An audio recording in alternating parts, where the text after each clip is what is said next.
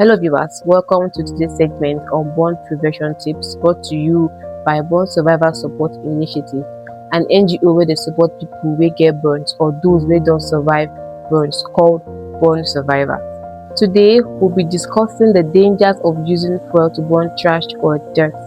Fuel is a very dangerous chemical which is not advisable to be used in burning trash or dirt because any misuse or misconduct or mistake while using this chemical can lead to a severe burn on the body or even cause a very huge explosion.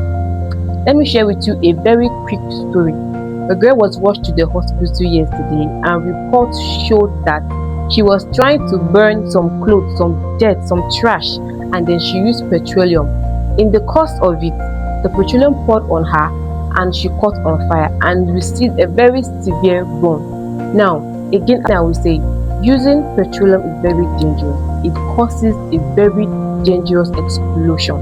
This lady suffered a very severe burn because her skirt was caught on fire. She was rushed down to the hospital and received treatment. Now, some of them they use fuel, who can light firewood. It is very dangerous, my brother and my sister. Mama, papa, mama put, they use fuel to light fire, to firewood or charcoal.